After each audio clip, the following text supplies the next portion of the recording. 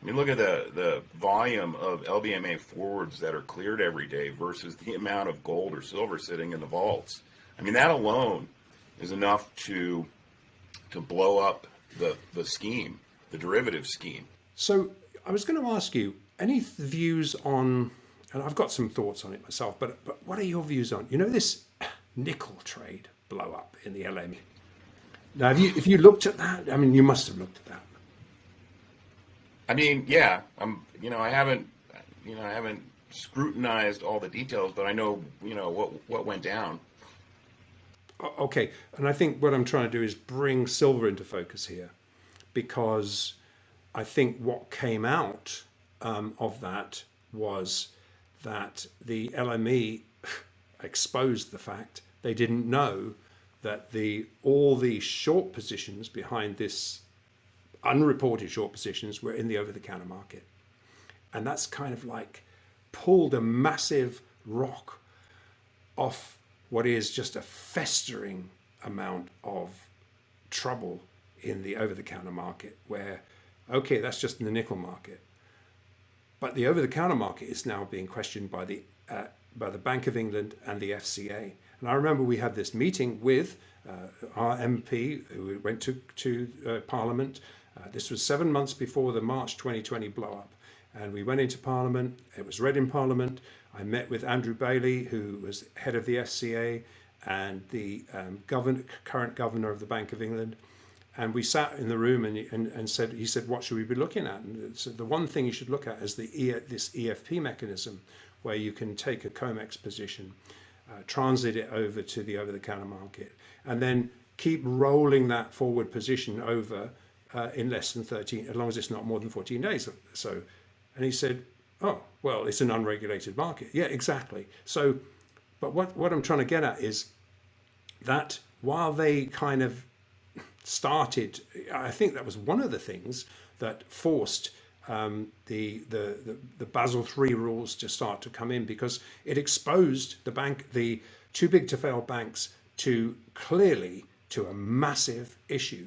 And so I think that was one of the things that helped bring Basel III in on January. Even though it was ignored, it was actually removed from all other aspects except gold, which is exposed to a multi-trillion-dollar FX market. So, but I think what I'm saying here is, interesting thing about this is that it's the over-the-counter market that is the issue here with the big silver short. And the big silver short reported on in the OCC report, and so suddenly there's a light being shone on all unbacked over-the-counter derivative bets, and who's backing them? Who's behind it? And so the LME is now forcing every transaction to force the disclosure of the other party, which is starting to be the first time we've ever seen any form of transparency. But it shines a light on what's going on in the over-the-counter market for the long hedges for the short COMEX shorts in silver, particularly in silver, but in gold. But and I think this is something which not really many people are looking at this yet. But people are saying, oh yeah, it's just nickel, base metals. Yeah, JP Morgan's getting out of base metals.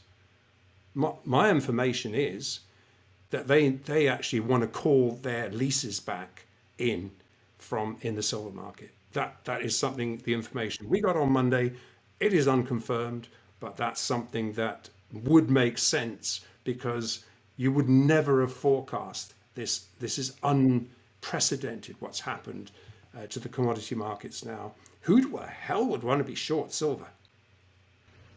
Well, I mean, we knew this was going to happen. It was just a matter of time. I mean, and to your point about the opacity of the over-the-counter derivatives market, I mean, that's just it's a radioactive viper's nest essentially. But you don't even have to look to that to see the massive imbalance between how fraudulent these markets are, because of the massive imbalance between the derivatives outstanding versus the amount of underlying physical that can be delivered. You can just look at the COMEX, and then you layer in I mean, look at the volume of LBMA forwards that are cleared every day versus the amount of gold or silver sitting in the vaults. I mean, that alone is enough to blow up the scheme, the derivative scheme.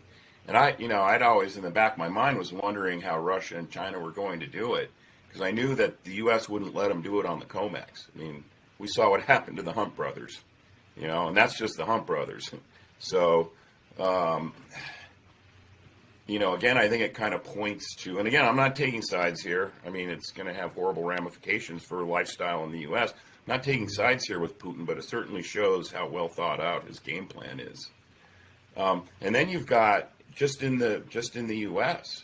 the over-the-counter gold and silver derivatives market, right? I mean, we have no idea who the counterparties are in that trade, and there's no way in hell the CFTC or the SEC is ever going to make these banks disclose. I mean, as you point out, I mean, well, we saw what happened with over-the-counter derivatives in 2008, right? And that was just the mortgage market for the most part. Yeah. And now you've got the same type of problem as you point out in the commodities market. The base metals, gold and silver. Silver is especially acute because it's such a tiny market.